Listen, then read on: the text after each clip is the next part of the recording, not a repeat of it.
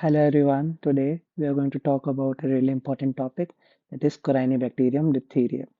It's a very important topic from the point of microbiology as far as USMLE is concerned, our MBBS exams are concerned, our NEET PG or any set is concerned. So let's start with it. So firstly, an introduction to what exactly is Corynebacterium. It is a gram-positive rod or a bacilli. So what you will see in a gram stain is a dark purplish color bacteria in the form of a slender rod or a bacilli. Okay, so it's a gram positive rod or a bacilli. That is the first thing you need to learn about this. Okay, next coming is very important that it has a cuneiform arrangement. We'll study about it in the next slide, but first of all, just learn it. It has a club shaped or a cuneiform arrangement. What Corynebacterium diphtheriae does, it's clearly defined in its name that it causes diphtheria. And in diphtheria, to most extent, is a infantile disease. It mostly happens in kids. Okay, so you need to remember this. Next, it is also known as Klebs and Loeffler's bacillus.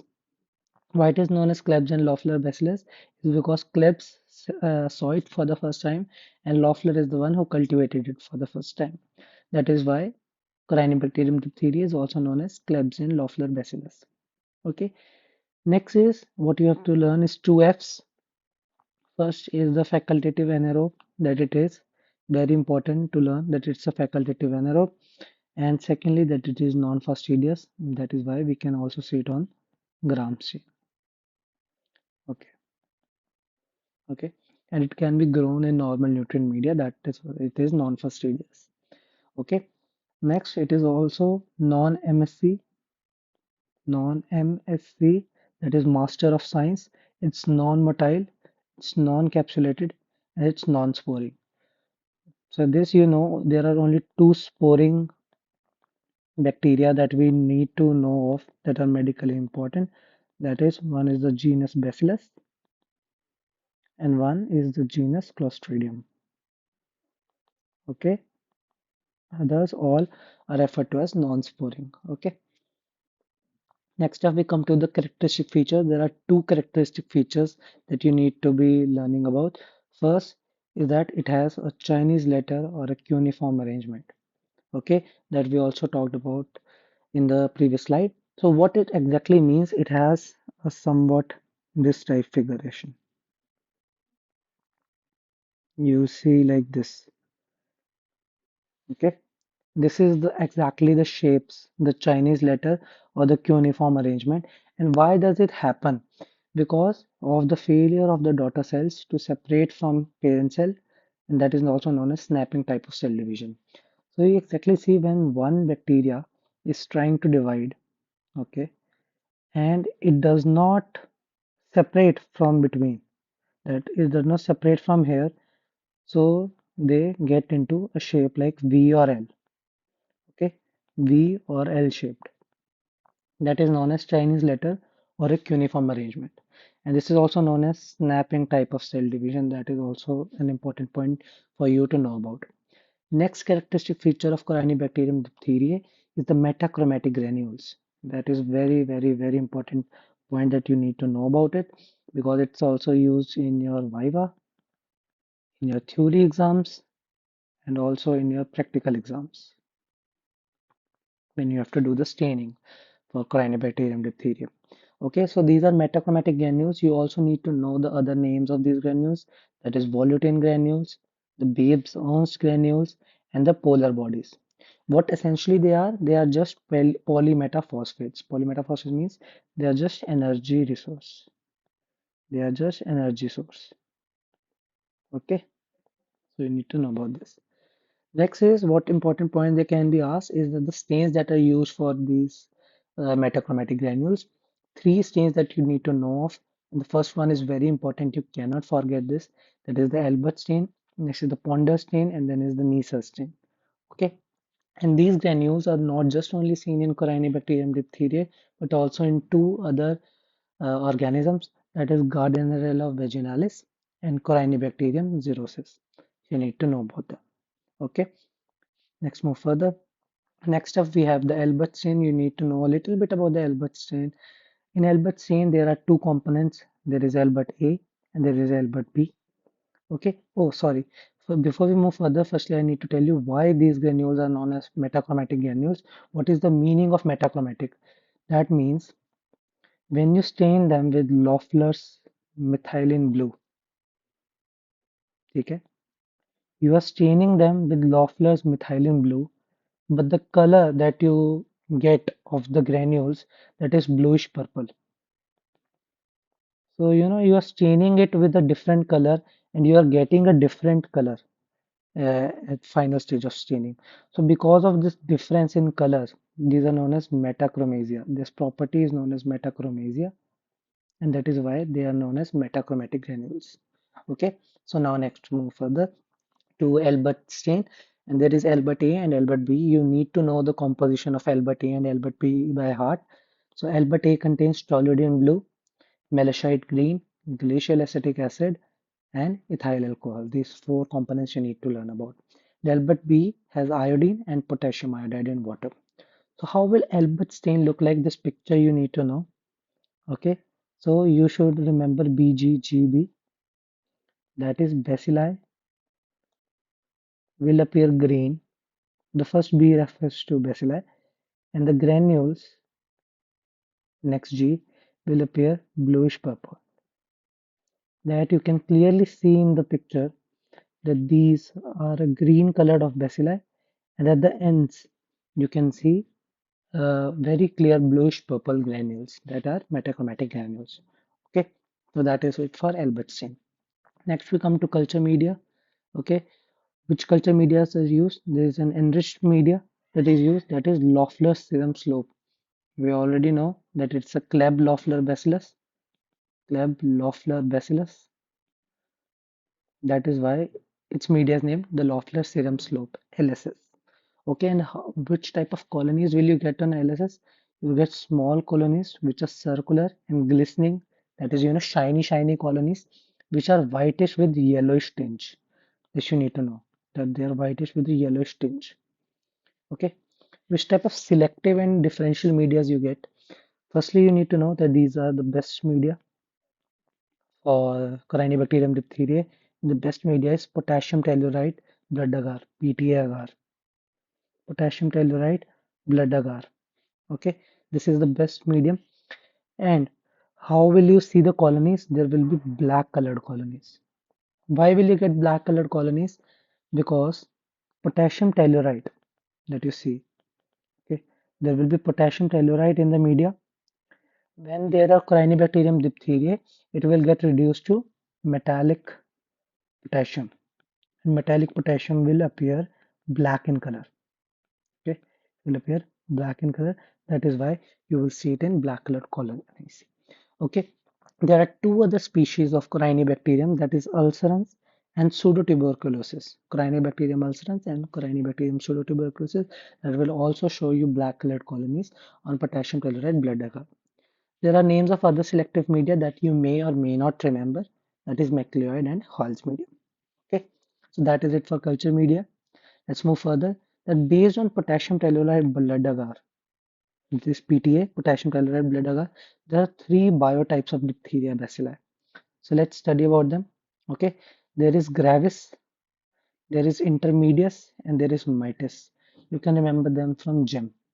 Gravis, intermedius, and medius. You need to know only a little bit about these. That there is high case fatality rate with gravis, and there is low with mitis, because mitis will cause mild infection.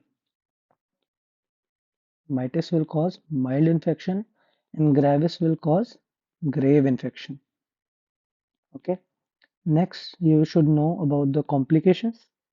Okay, there can be paralytic and hemorrhagic complications with gravis, while there will be only hemorrhagic complications with intermediate. There will be obstructive complications with mitis. You need not know about predominance. You need not know about spread, but yes, you need to know about colonies on TBA, and colonies will show you daisy head colonies in gravis, frog's egg colony in intermediate, and poached egg colonies in mitis. Okay, daisy head colonies in gravis, frog egg colonies in intermediates, and post egg colonies in mites. So you need to know about this. Okay. Hemolysis, you may or may not learn that there is variable hemolysis in gravis. Intermediates is non-hemolytic. That is very important to know. Okay. And in mites is usually hemolytic. Okay. So you need to know about these three biotyping on the basis of potassium telluride blood agar. Okay. Next up, we are coming to biochemical reaction. There is his serum sugar media. That means that Corynebacterium diphtheriae will ferment both glucose as well as maltose. Okay, but starch is fermented only by gravis. Okay, it is not done by intermediates and not done by mites. Starch fermentation. Okay, while glucose and maltose is fermented by all. This is fermented by all. Okay, urease test is negative. That is important to know. While there are exceptions that there is urease positivity in ulcerans and pseudotuberculosis. Do you remember where we studied ulcerans and pseudotuberculosis just right now? That was in potassium telluride blood agar.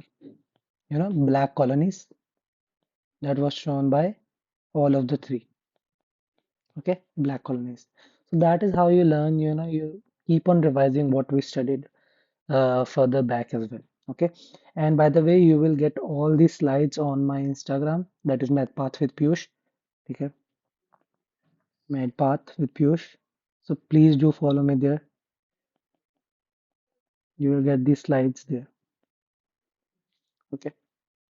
Next, we come to violence factors. That is one of the important topic. That the violence factors is the diphtheria toxin. So what you need to know about is that the diphtheria is not a bacteremia. It's not a bacteremia. It's actually a toxemia. It's caused due to toxin release. Okay, so diphtheria toxin is essentially a exotoxin. And if you have studied exotoxins, they are essentially proteins. So how will they be formed? They will be formed from mRNA, and mRNA will be formed from DNA, and DNA will be present on a gene.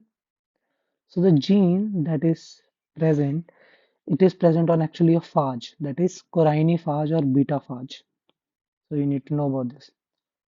Corynephage or beta phage. That means all Corynebacterium diphtheriae are not toxigenic. All do not have the diphtheria toxin or the gene for diphtheria toxin. They will only get diphtheria toxin or the ability to produce it whenever they are affected by this Corynephage or beta phage. Okay. So what is that known as? That is known as lysogenic conversion. This is a bacteria, and whenever it is affected by a Corynephage, then it will get the gene, and the gene is known as a tox gene, and this will produce diphtheria toxin. Okay, that is known as lysogenic conversion. Okay, so this is essentially a toxin mediated disease. And for optimum production of this toxin, there is an optimum iron concentration that is needed, that is 0.1 milligram per liter, that you need to know. That can be highly asked in MCQs, that iron concentration is needed for which toxin or which organism, or as a true false, that if iron concentration is needed for diphtheria toxin or not. Okay. Next, we come to what is the mechanism of action of this diphtheria toxin. So you need to know that there are two units for diphtheria toxin. One is the A unit and the B unit. And their function is clear, kind of why they're naming. That A is the active toxin and B is the binding toxin. So that means that B will help in binding to host cell receptors. Okay, so B binds to the host cell receptors. One of the example of host cell receptors is the epidermal growth factor receptor. Okay, once A and B bind to receptors, the A will enter into the cell, and then once A goes inside the host cells, it will what? It will cause ADP ribosylation of elongation factor 2. This is the most important line of the whole video. One thing you need to do of how diphtheria acts is by causing ADP ribosylation of elongation factor 2. And what is elongation factor responsible for? For doing protein synthesis. So this will essentially inhibit the protein synthesis. And once the protein synthesis is inhibited, there will be cell death. Okay. This is highly important. Next, this exact mechanism of action, that is ADP ribosylation of elongation factor 2, is seen also in exotoxin A of Pseudomonas aeruginosa. That is important. When we study Pseudomonas aeruginosa, we study about exotoxin A, and it will have the same mechanism of action as this. Okay. Now there is also this toxin can be converted into a toxide so that there can be vaccination. Okay, for that there is a strain used that you should know by heart because it can be used in uh, uh, MCQs. That is Park William 8 strain. This is not hashtag. This is Park William 8 strain. Okay, you should know about that. Next up, what is the pathogenesis and clinical features? The pathogenesis is by a respiratory pathway. That is, the mode of transmission, the respiratory pathway. And there are different types of diphtheria. Okay, the most important form is the respiratory diphtheria. Okay, and in respiratory there is further faucial diphtheria. Okay, that occurs in tonsils. The main size is like tonsils. Okay, you need to know about this. What are other types of diphtheria? There can be cutaneous diphtheria or dermal diphtheria. There can be laryngeal diphtheria, otitic, genital, in which there is vulval diphtheria or vaginal diphtheria. There can be conjunctival diphtheria. Okay, incubation period is generally about 3 to 4 days. You can max to max take it as 6 days as the upper limit. Okay, but that is the upper limit. Okay, and how you can describe essentially the pathogenesis is that it is a localized infection of mucous membrane and skin. Okay, that is it. A small point about cutaneous diphtheria before we focus completely on respiratory diphtheria is that cutaneous diphtheria presents with punched out ulcers. Okay, there are punched out ulcerative lesions. The point to be noted is punched out ulcers. You can study this in surgery as well, the different types of ulcers, and the punched out ulcers are characteristically seen in diphtheria on extremities. That is also important. And they are caused due to bacteria itself. So that is a bacteremia. Okay, that is not a toxemia. That is a bacteremia. Okay, so that is what you need to know about. Okay, let's move further to faucial diphtheria. That is the most common type of diphtheria. So diphtheria toxin is released in the throat. Okay, once it's released in the throat, it will cause the damage to epithelial cells, via ADP ribosylation of elongation factor 2, ultimately leading to cell death that will cause an inflammatory infiltrate, and there will be a formation of a membrane in throat. That membrane is also known as pseudomembrane. Why it is known as pseudomembrane? Because actually it is completely, adhered to the mucosal base below. Okay, and whenever you try to, remove this membrane, it will bleed on removal. Okay, that is important that it bleeds on removal. If it would have been a true membrane, it wouldn't have bled on removal. And one important complication that you can, learn from here only, if you try to remove it and there is bleeding on removal, that bleeding can ultimately block the respiratory pathway, leading to asphyxia. So asphyxia is one of the known complications of Corynebacterium diphtheriae. Okay, and you should know what is the composition of this pseudomembrane. There is an inner band. Okay, there is an inner band that is made up of fibrin, and there is an outer band made up of neutrophils, bacteria, and RBCs. Okay, inner band that is made up of fibrin, and the outer band that is made up of neutrophils, bacteria, and RBCs. Now, diphtheria actually, why it is known as diphtheria? Okay, it comes from a word diphtheros that actually means leather-like, and this pseudo membrane is leather-like membrane. That is why it was named as diphtheria. That is just a fact that you can remember, and also a one you can use in your exams. Okay, so now what are the symptoms and complications? There will be fever as it is an infection. There will be pharyngitis or sore throat as it resides in throat. There will be weakness. Okay, there will be bull's neck. Why will be bull's neck? This is a very important presentation that there will be bull's neck appearance. That will be due to tonsillar edema because it is causing tonsillar edema. There will be characteristic bull's neck appearance. Okay, There can be many complications. One is asphyxia. I already told you why it can lead to asphyxia. There can be cardiogenic shock that can be leading to death. There can be myocarditis, cardiomyopathy, and polyneuropathy. So you need to know about this. This is important, especially asphyxia and cardiogenic shock. Okay. Next, we come to lab diagnosis. Very important. Direct question. Lab diagnosis of Corynebacterium diphtheria can come here as a direct question in your university exams. So how you need to write this? Okay. First, you need to write what is the sample. Sample is a throat swab. Okay, and we generally take 2 to 3 throat swabs. Why we take 2 to 3 throat swabs? One throat swab we will do gram staining. One throat swab we will do Albert staining, and on third throat swab we will do a culture. So that is why we take 2 to 3 throat swabs. Okay. Now while you take those swabs, throat may also have commensals. We'll study about this commensal, but you need to know that they are known as diphtheroids. Okay, and diphtheroids have a characteristic palisade arrangement. That is how you can differentiate them even on gram stain. Okay, that they have palisade arrangement. What does palisade arrangement means? Like in stack, parallelly in stack, like this, parallel in stacks. That is how you differentiate them. Okay. Now coming to gram stain.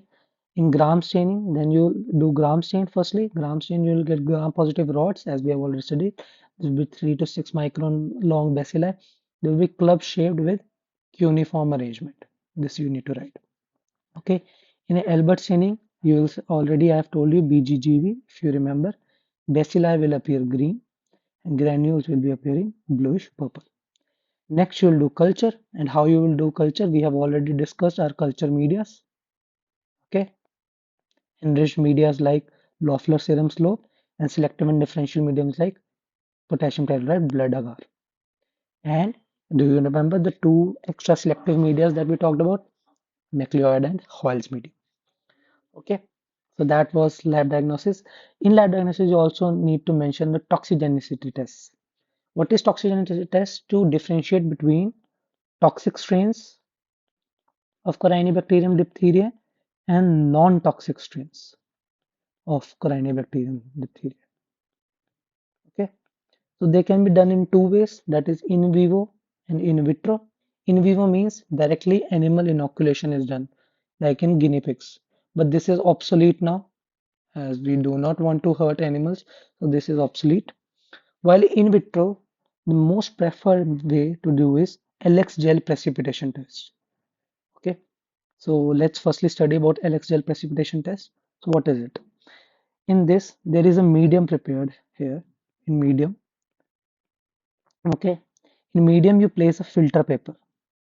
Okay, there is a filter paper here, and in this filter paper is diphtheria antitoxin is soaked. Okay, so this has antitoxin. Okay, in the antitoxin, and then we set up two controls. One is a positive control and one is a negative control.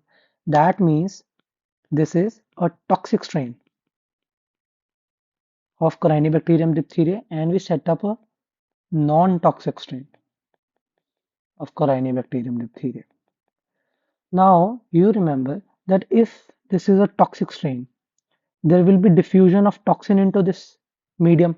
Okay, the toxin will diffuse into the medium, and also there is antitoxin here that will also diffuse into the medium.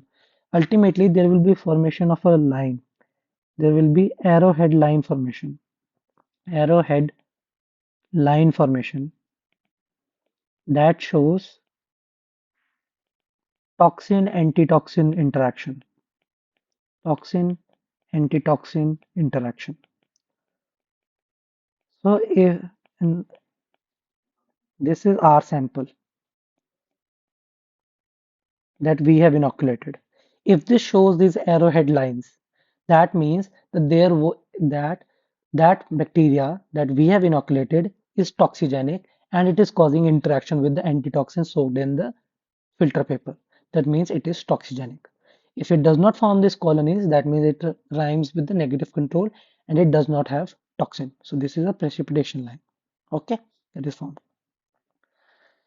Okay, next, what you can do after LX gel precipitation test is detection of the tox gene that I have already told that there is a tox gene by PCR. PCR or that is a molecular method. You need to mention all this in your lab diagnosis to get good marks. Okay, there can also be detection of diphtheria toxin directly by ELISA. If not tox gene, then directly diphtheria toxin by ELISA. Lastly, what you can do is tissue or cell culture cytotoxicity assay. What does this mean? That there is, a setup in which there are live cells. You know, these are actually live cells. Okay, when you will inoculate a specimen here, if it is toxigenic, I've already told there will be ADP ribosylation of elongation factor 2 that will ultimately inhibit protein synthesis and will cause the death of these live cells. Okay, if the cell death occurs on treating the live cells with culture filtrate, it confirms that this is a toxigenic strain. So these are the toxigenicity tests that you will have to write in your lab diagnosis. Okay, next we come to treatment. You do not need to know much about it, but what is the mainstay of treatment is the antitoxin. Okay, obviously it is a toxemia, so to kill the toxin, you need to give an antitoxin. Okay, also there is bacteria present that is actually forming the toxin. Okay, so you have to kill the bacteria as well. So there is antibiotics that need to be prescribed. Okay, which antibiotics are the drug of choice? Penicillins and erythromycin. Okay, penicillin as first line, and if there is resistance to penicillin, then erythromycin. What can be the alternative drugs? There can be rifampicin or clindamycin. Okay, and both of these are protein synthesis inhibitors. Protein synthesis inhibitors. We will study about this when we study, antimicrobials in pharmacology, erythromycin and clindamycin. Okay, well, penicillin is a cell wall inhibitor. Okay, okay.